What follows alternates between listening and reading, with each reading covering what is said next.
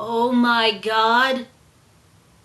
Somebody actually died in Fairy Tale that's not Simon? What do you mean it doesn't count? God damn it. Ugh. Cue the intro. Nothing is the same way anyway. Nothing is the same way. Tell me we're all gonna be okay. Would you be there if they took this city away? Kiss, kiss. Hey guys, Lunar Spy 1127 here, bringing you Fairy Tale Chapter 324, the one that closes the gate. So in last week's chapter, we get to reveal that there was another person that came from the future, and it turned out to be Rogue. Yes, and it may or may not be the new villain. Then who is? Anyway, the chapter begins with Natsu and the others meeting with Rogue. We then cut back to the Fiore Palace with Hisui and Arcadios. Since they came to the conclusion that there were actually two people that came from the future, they don't know if they should trust the one that Hisui was speaking to. But Hisui seems to trust future Rogue, saying that both of them obviously came to the past in order to save their country. And she also said that it wouldn't be surprising if there was a third or fourth person. Honestly, I wouldn't be surprised either if there was a third or fourth person, but when you think about it, how do we know that future Rogue is not lying? So Hisui removes Arcadios' sword away from his neck, and she plans to open the gate to release the cannon, which I don't know how one cannon could work against 10,000 dragons. Maybe the cannon could split up to multiple beams to hit every single dragon, or the dragons will fly in one group and the cannon will hit them all, or maybe the cannon is huge and massive that's wide enough to hit 10,000 dragons. Hell, I mean, we don't even know if there really was an Eclipse 2 cannon. Now, back with Natsu and the other, Future Rogue actually tells him the reason why he came back to the past. He came back to open the gates of the Eclipse. He tells him that there were two ways to use the Eclipse. One used for time travel, and the other was to use the Eclipse cannon. So, yeah, either Future Rogue may be lying, or he may not be evil after all. Apparently, Future Rogue was actually 7 years into the future, so I'm not surprised there. Lucky number 7 is the constant thing that's going on in Fairy Tale. According to him, that within the 7 years, the dragons would have already taken over the world, and not even a tenth of the human population had survived. Which we know one of them is Levi, although we don't know how many people, any of them are the main characters that have died. And apparently, so far, the Eclipse doesn't have enough power to take down 10,000 dragons at the moment. Maybe, I guess that would explain why it was gathering 7 years worth of magic. I guess it was recharging 7 years. I guess they couldn't use it back then because it wasn't, but it was recharging for 7 years, I guess. However, there's actually more to reason why Rogue is also here, because apparently 7 years ago, somebody stopped them from opening the gate. And because of that, the gates weren't opened, they couldn't release the Eclipse cannon at the 10,000 dragons, and because of this, the person brought down destruction and chaos into the world of Fiore. Rogue is here to find the person and kill that person. Instead of, talking to the person to persuade him or her not to prevent the apocalypse, or better yet, if he or she doesn't come to reason, then you could always, tie him or her up and lock that person in a room far away keep that person away from the eclipse. I mean, you don't have to kill the person. However, Rogue finds it futile, or I guess I should call him Future Rogue. He finds it futile that words or anything can persuade the person to not to let them open the eclipse. Because apparently fate has decided that the person will prevent them from releasing the eclipse cannon. Really? We're going with this? Fate? And because that person is destined or is already been decided, or because of fate that the person will prevent the eclipse being opened, Rogue has no choice but to kill that person?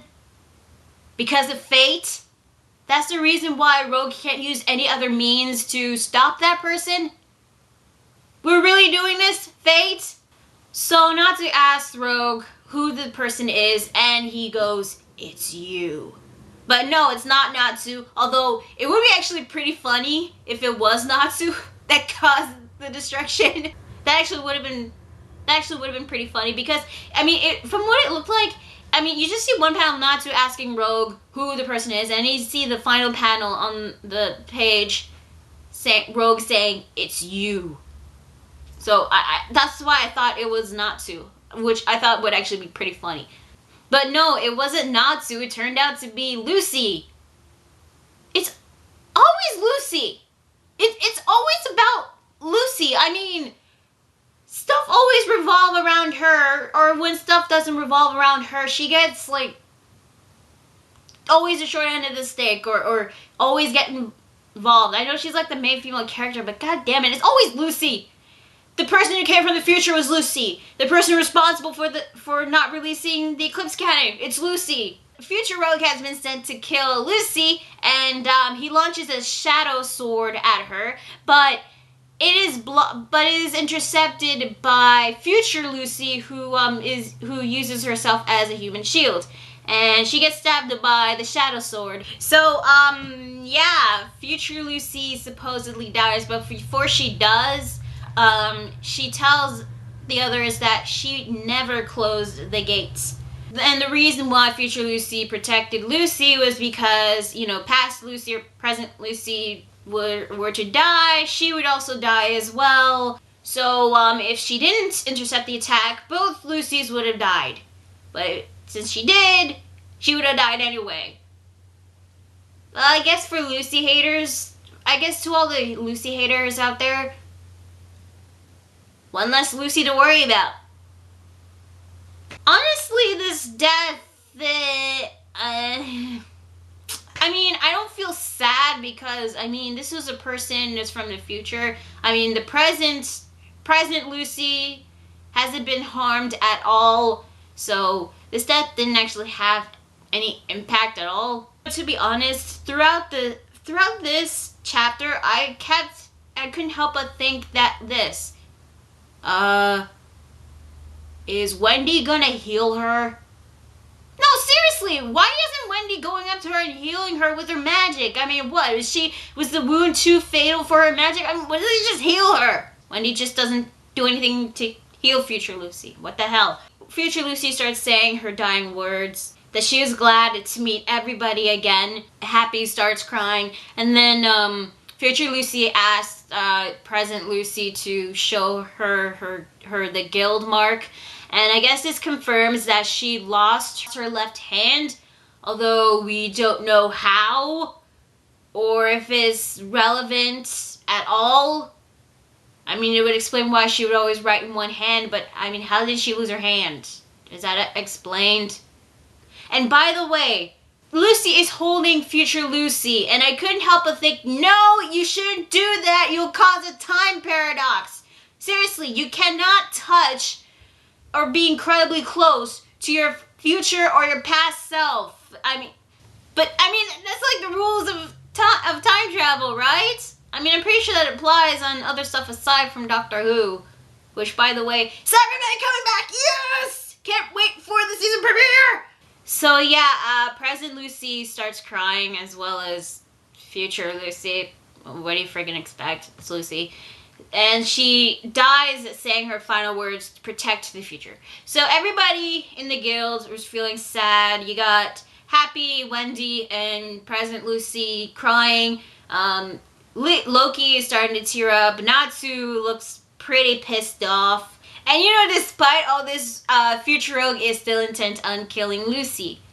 Apparently, Rogue says that Lucy wasn't even aware that she closed the gates. I mean, maybe she did by accident, but we still don't even know what happened in the future. Hell, we don't even know if Rogue is even telling the truth. For all we know, Future Lucy is the person that they should trust, not Future Rogue.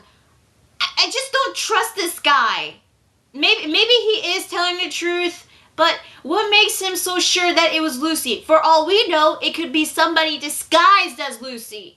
I'm just confused of who is telling the truth, whether this happened or did this happen, or is it all true? I mean, makes sense. Makes sense, Mashima. Or at least get to the point with the 10,000 dragons when they at least unleash the eclipse or something. It gets confusing when there's too many plot twists. Future Rogue and Lucy get an argument that she would never close the gates or prevent the gates to be opened. But Rogue, he's so freaking stubborn. He's like, oh, you will close those gates. Not now, but when the time comes, you will. Because it's already decided that you will close those gates as long as you're alive. I don't care if you say that you won't. It's already decided by fate. So Future Rogue is about to attack Lucy again, saying that there's no truth in your words. Everything's decided by destiny. Again, with fate and destiny bullcrap. We went through this in Naruto. We went through this in Yu-Gi-Oh! So Natsu, after the death of Future Lucy, gets pissed off, obviously, and he's like, I'll burn away that destiny. I won't let anyone take away Lucy's future. And he does a fire dragon's punch at Future Rogue. And at the final page, you can see Natsu pissed off and crying, and it looks like he's gonna fight Future Rogue, and that is where the chapter ends. So yeah, that is Fairy Tail chapter 324. My thoughts. I thought this was okay chapter, but there are these plot twists, and it's not making a lot of sense at this point. I mean, we don't even know if Lucy really was the person that really did close those gates. Maybe she did it by accident, or why, or if she did close those gates, maybe there was a reason why to it. Also, I don't trust Future Rogue. I don't know what it is about this guy, but we don't even know whether he's saying is the truth or not. I mean, yeah, it is true that the dragons are gonna appear, but how does he know that Lucy really was the person that prevented prevented the gates from being opened in the first place? Also, instead of going on about fate and destiny, couldn't Future Rogue try to hold off Lucy, take her away from the gates?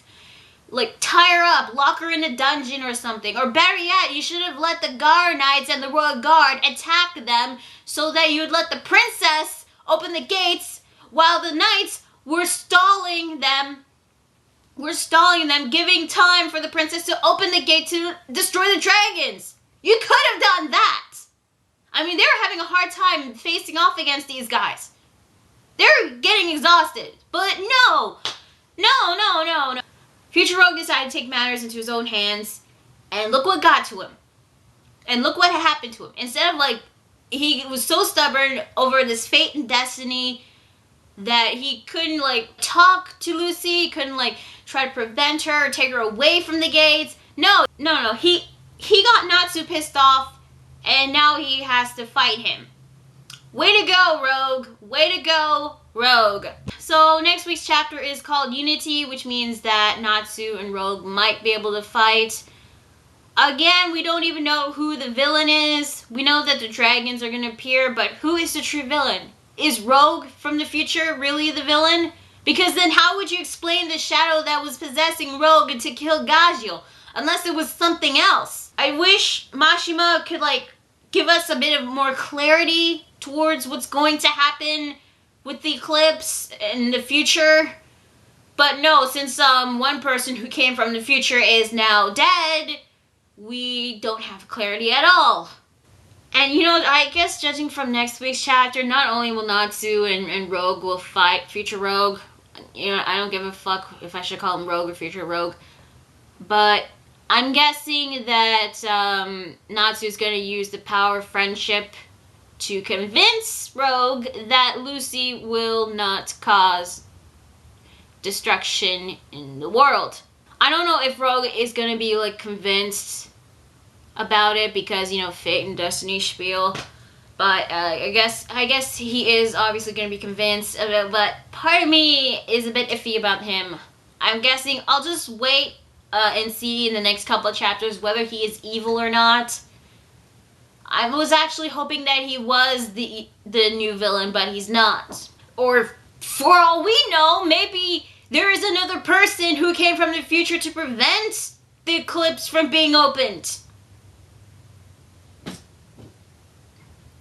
I guess that could be possible. So overall, I thought this chapter was okay. I'm just hoping Hiromashima can give us a little more clarity next time in next week's chapters or the chapters to come. I'm Luna Sprout 27, and I'll see you guys later.